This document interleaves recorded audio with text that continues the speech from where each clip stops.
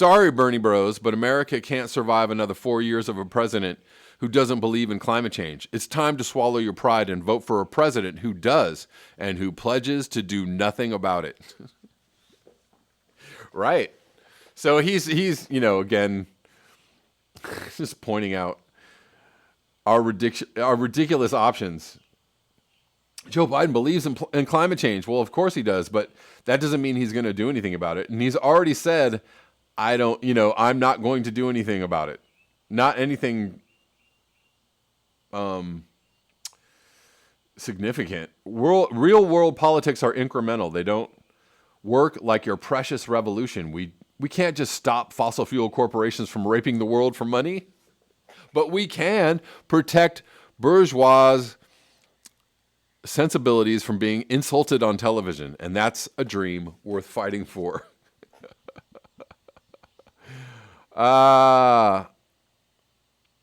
Somebody else said, I want a candidate who promises to address climate change 20 years after the scientific community says it's too late.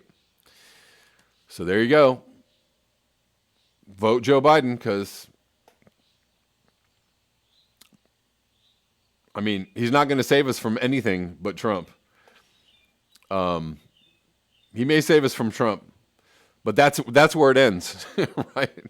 That's where it ends.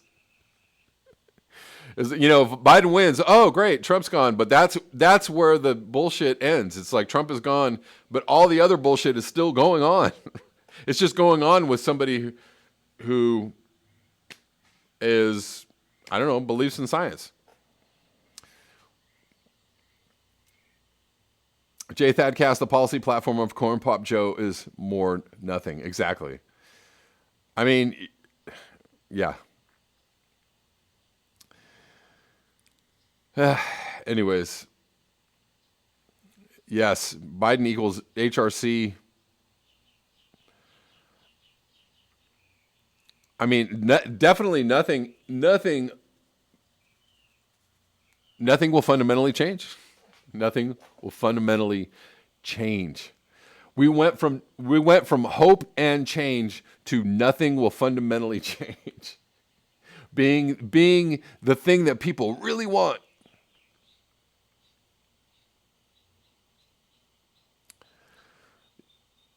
LC says, sadly, his botching of the coronavirus pandemic is a double-edged sword. The more Trump tanks in the polls, the less Biden needs to concede. I know.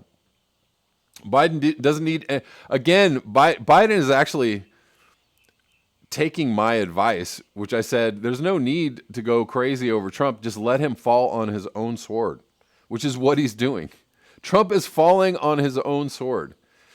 So he's actually, his campaign tactics are brilliant at the moment. Let Trump, Trump. You don't have to do anything. Yeah. But once Biden gets in, then what? Then what? Then where are we at? Are people going to be out, just out in the street talking, are people really going to go after Biden the way that people go after Trump? Probably not, but I will. I certainly will. Anyways, let's move on. This is from Carbon Brief today. Guest post, why Africa's heat waves are a forgotten impact of climate change. Recent summers have demonstrated dramatically that heat waves are not only deadly, but they are already being influenced by human-induced climate change. Yes. Thank you very much. Thank you for that summation. Research into heat waves across the world has confirmed that increasing trends in frequency, duration, and cumulative heat have accelerated since the 1950s. The biggest increases have been seen in the Middle East, South America, and parts of Africa.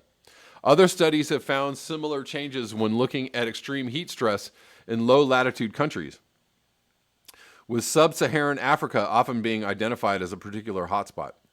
Climate projections over the continent also show that heat waves will continue to become hotter and more dangerous, even if global warming is kept below 1.5 C.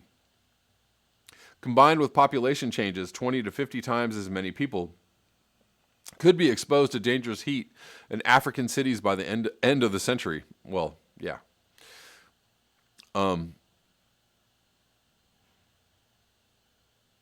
Despite these risks, extreme heat events in sub-Saharan Africa are not routinely monitored.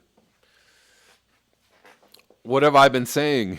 They're not monitoring the heat, especially in places like Africa, right? They're not even telling you, hey, there's a heat wave.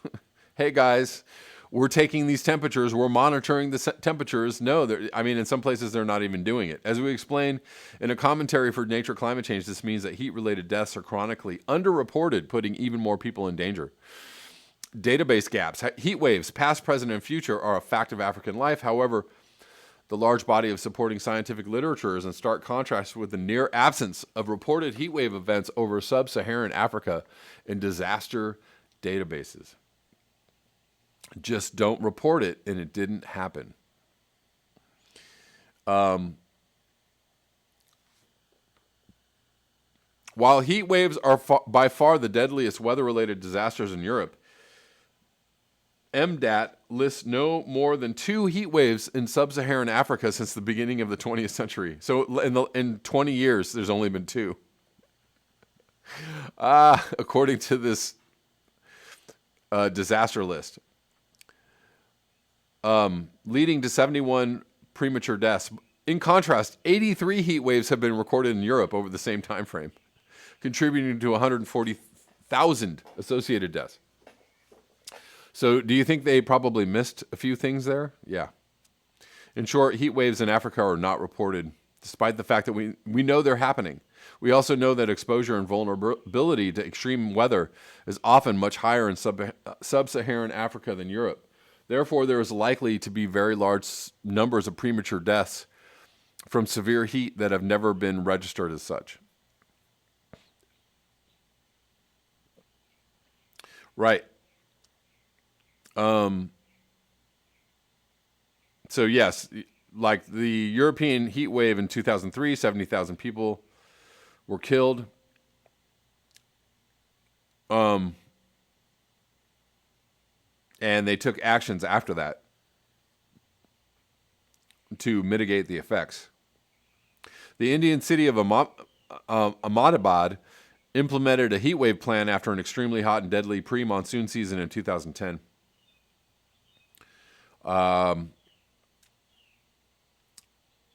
Why have heat waves been ignored? Not only might heat waves in Africa be characterized by different temperature thresholds compared to other parts of the world, but the duration of the extreme heat they might expect to endure could also differ. They've been overlooked in the past. In 1992, a large region of southern Africa, including Mozambique, Zimbabwe, Botswana, Lesotho, and most of South Africa, recorded temperatures of more than 3 C above average for a period of 4 months. While no impacts associated with this extraordinary heat wave have been documented, this event coincided with one of the most widespread droughts ever seen in the region. Well, this also happens in South America as well. South America has a number of long-lasting and persistent heat waves, but you don't hear about it, not widely reported or recorded.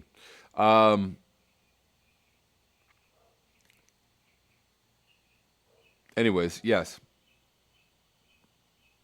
That's what's happening is high heat, high temperatures, and the effects of those temperatures are being ignored, not reported in many places on the globe. Raza Remen, thank you for the super chat.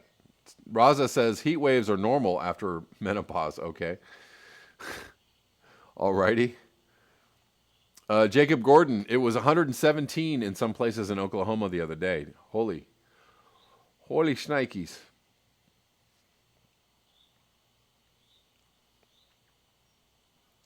Judy Truitt said, I read about some places in the Middle East reaching 150 degrees. Yeah, I think that was a heat index of 150 degrees, but yeah.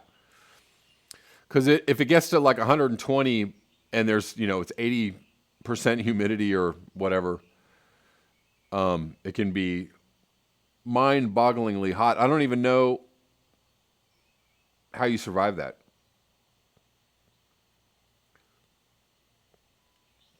Cindy Seeley says most things that upset the USA model are not reported. Yeah.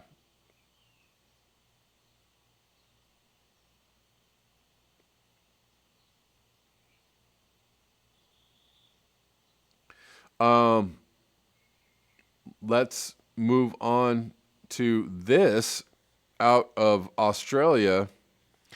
From June 3rd, we dug up Australian weather records back to 1838 and found snow is falling less often. Well, there you go. As we slowly, it sounds like we're going into a solar minimum, guys. As we slowly emerge from lockdown, local adventurers are high on people's wish lists. You may be planning a trip to the ski fields. It's winter in Australia, of course, or even the nearby hills to revel in the white stuff that occasionally falls around our southern cities after an icy winter blast.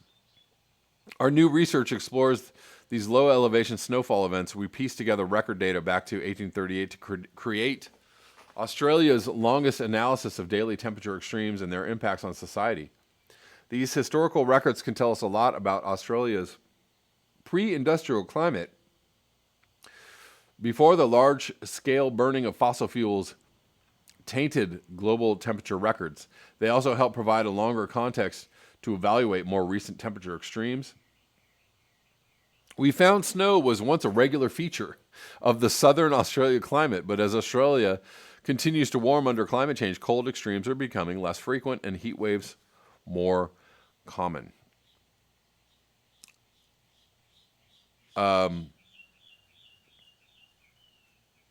We analyzed daily weather records, from the coastal city of Adelaide and surrounding areas, including the Adelaide Hills. Back to 1838, Adelaide is the Australian city worst affected by heat waves and the capital of our nation's driest state, South Australia. To cross-check the heat waves and cold extremes identified in our historical temperature observations, we also looked at newspaper accounts, model simulations of past weather patterns, and paleoclimate records. The agreement was remarkable. Demonstrates the value of historical records for improving our estimation of future climate change risk.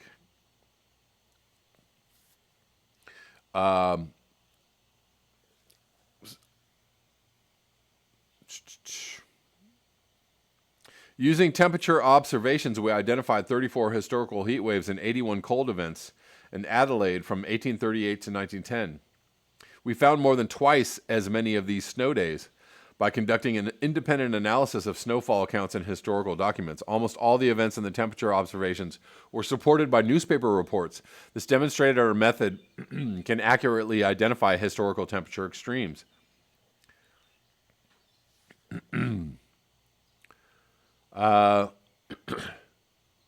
Yeah.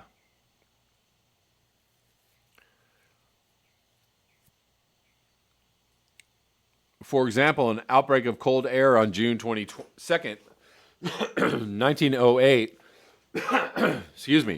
delivered widespread snow across the hills surrounding Adelaide, the Express and Telegraph newspaper report. This is wild. From December 26th to 30, 1897, Adelaide was gripped by a heat wave that produced 5 days of 40 C. Oh, wee.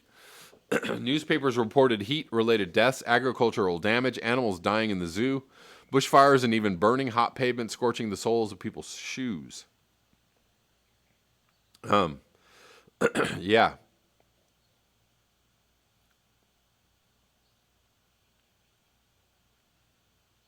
Our research suggests low elevation snow events around Adelaide have become less common over the past 180 years. This can be seen in both temperature observations and independent newspaper accounts. And there you go.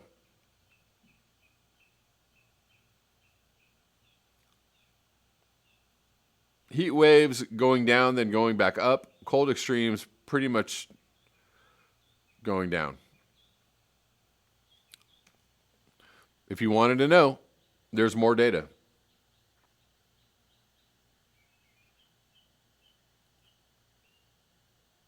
Violet Vintage says, sometimes I flood the local news social media with climate change info in their weather posts. Though there's a lot of trolls, so it seems to get canceled out. No one cares. Yeah.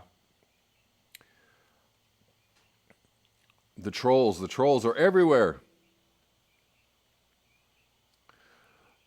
I just realized I didn't watch that Roger Hallam video that everybody was suggesting I watch, and I apologize. I'm going to watch it, try and watch it today, and maybe I can do a little report on it tomorrow. And you know what? I'll try and dig a little something around Michael Schellenberger too. I know I'm seeing a lot of people talking about Michael Schellenberger in the chats. I just really don't like him, so I don't really want to pay any attention to him. But okay, pay attention I must. LC says XR seems to have fizzled out in shambles at the moment. Well, it's hard. The global pandemic thing has kind of, there was a moment where protests, it's very interesting that the protests just like, wham, broke all the way out of a global pandemic lockdown, stay at home kind of thing that was going on. And kind of broke out at the tail end of the lockdown when things were just beginning to open up, and all of a sudden it was like, whammo, protests. But now all of a sudden there seems to be this resurgence of COVID, so that's preventing, I think, putting a damper on people continuing. Although there are still protests going on, but not about XR or climate change. I don't know why why climate change can't be a thing that people are concerned about. I think on some level people feel like, oh, climate change, but we're all going to die of coronavirus. Please don't go protest around climate change. There's a bit of a disconnect on the more severe of the problems, but that's fine. Roll the troll, says Richard Monroe. We have 90 watching, 54 likes. Please like the video, guys, and if you're new, please subscribe. Jay Ackert says, XR does more harm than good. Not extreme enough, in my opinion. Okay. Not extreme enough. Okay. We'll duly noted. Schulte says, I miss the cold of winter. There was a certain cold that we'd get here in the Pacific Northwest, and it stayed that way for a good few months. Now the cold is very erratic, strangely unpredictable. The Northwest, the weather patterns in the Northwest are totally different now. Totally different now. And the fact that you guys get, so many like heat waves and very warm 90-degree days is, that's not necessarily a feature of Northwest weather, or it would be very, very, very rare. But now it seems to be like a regular occurrence. The weather in Los Angeles is totally different now, especially over the last 3 or 4 years. Totally different. Many things that used to be regular features of Los Angeles weather are not regular features anymore, or very erratic features. Let's Tor Wootendall can't wait for some cheap beachfront property in Miami. Well, coming soon.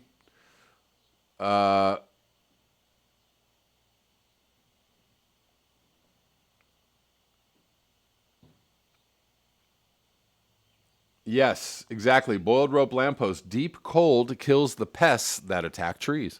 Right. That's why so many forests are dying. My nephew was cutting down trees and dead trees in California for a while. There are acres and acres and acres of dead trees in California that are dying due to the bug blight.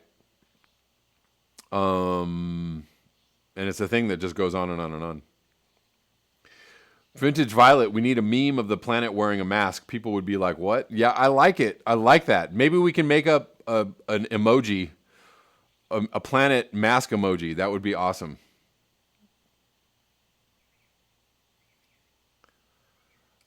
I don't know what the title is, Ryan Gorman. I'm sure it's on Extinction Rebellion channel. I think you can just go there and find it. I'm going to cover one more article today, guys. This is concerning, as so many things are. Audi snubs electric vehicles says it will continue to massively invest in combustion engines. This is from 2 days ago. 2 days ago. It's 2020, and what seems to be an obvious snub towards electric vehicles, Audi's new CEO, Markus Duismann, said the company will continue to massively, quote unquote, invest in combustion engines. Wow. Audi, which is a Volkswagen Group subsidiary, plans to continue its investment in the development of combustion engines. CEO Markus Duismann believes that combustion engines will be alive for a very long time. This is why we continue to invest massively in the development of combustion engines. All right. You know, when you're heading into climate catastrophe due to global emissions, it's a good time to step on the gas and build more cars with combustion engines. That's certainly what the world needs now, is smog, sweet smog. He also added that the share of electric vehicles will rise significantly by the mid-2020s, but that combustion models will still make up 60 to 70% of the market. That's because, you know, I just don't care. And so if you just keep making cars for people that don't care, they'll buy the cars because you don't care and they don't care, and we can all not care together. Isn't this wonderful?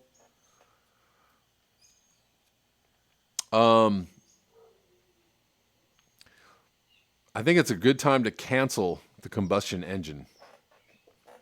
And you don't have to do that on social media. You can actually do that in real life. You can just stop driving cars with combustion engines. I'm working on it, guys. And they must be top. Of course, we will continue to step on the gas regarding combustion. That's so wild that he used that language. We will continue to step on the gas regarding combustion engines. Of course he will, because it's, you know, really cute. And, you know, ha ha ha. But I mean, come on now. BMW and Mercedes-Benz have also stated that the internal combustion engine is here to stay for many more years, even while humans are not. We plan to keep on building combustion engines, even while humans are peeling off the face of the earth by the boatloads. A reason that they cited is that the technologies have advanced so far that ICE engines, ICE, internal combustion engines, are more efficient than ever before. And if automakers can continue to improve their power and efficiency, then investing in these things is very important. Alrighty.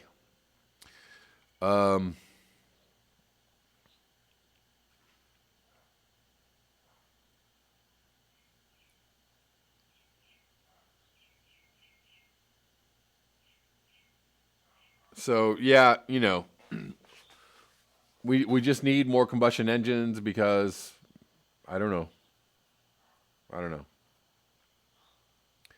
Because we don't like electric cars. I mean, look, electric cars, building, you know, a fleet of electric cars is going to do plenty of damage to the earth as well. The idea is to not buy the cars or use the cars. Combustion engine or electric, you know, either one of them. Less cars altogether, right? Less cars altogether. But if you can get off of the combustion engine diet or treadmill or whatever you want to call it, roller coaster, chain, ball and chain, if you can do that, that's a good thing to do. But, you know, I'm very skeptical of the whole, like, well, I'm going to sell my combustion engine and go get me one of them electric vehicles. It's still a whole other car on the planet. So I don't know. I think I read somewhere that it does less damage to the planet, and I'm pretty sure this is true. If you just had an old car, what combustion engine or not, if you just kept that going for 20 years, if you own that car and maintained that car and kept that car going for 20 years, it does way less damage to the planet than buying a new car every 5 years. And I would probably, if you wanted to research that and line up the total emissions in the production and the life cycle of the car, right? the total emissions in the life cycle of producing, 4 new cars or 5 new cars over the space of 20 years, and having those cars, maintaining those cars, selling those cars, buying a new car, you probably use way more CO2 emissions. You'd probably emit way more CO2, even if one of those cars was an electric car or a hybrid, than you would maintaining an old combustion engine car for 20 years. So I think I saw something about that. Right. Cindy Seeley, I drive a 21-year-old Subaru. I won't be buying another car.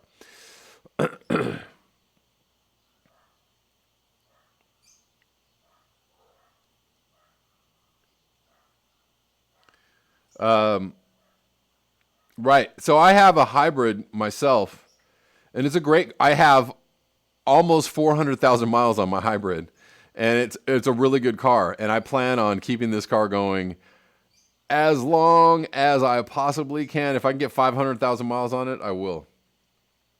I have no interest in getting another car as long as my car is running.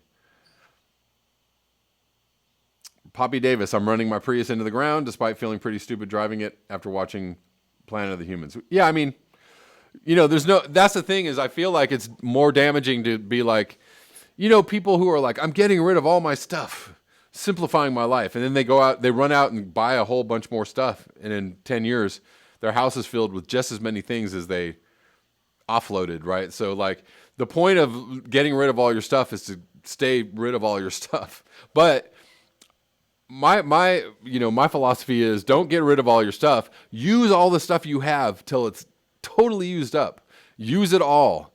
Use it till the end of its life cycle and then get rid of it. Just don't buy more stuff.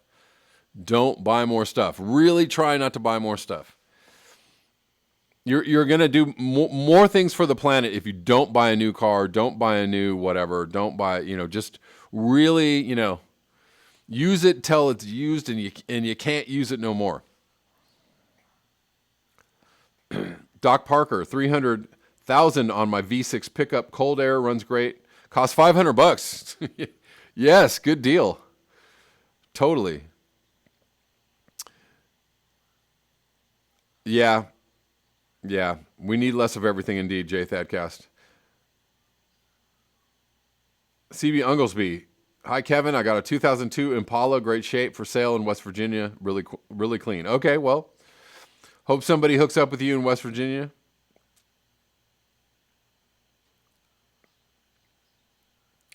I know people are such hoarders, but everybody's a hoarder, right? That's the thing. When people talk about hoarding as a sickness, I'm like, man, everyone in the United States, like everyone I know is on some level a hoarder. Like everyone I know is a compulsive consumer. Man, I gotta just buy, they're just like itching to buy things and spend money and buy things. It's like, if you have money, man, I'm going to spend it. I'm going to go buy some stuff. Everybody is a compulsive consumer / hoarder. Anyways. Hey guys, remember to like, share, and subscribe, and you can support the channel at the links below, PayPal, Patreon, Square. Also, if you'd like to watch the live streams, you can watch the live streams on my Patreon channel. You can subscribe for as little as $1. So hopefully I will see you over there.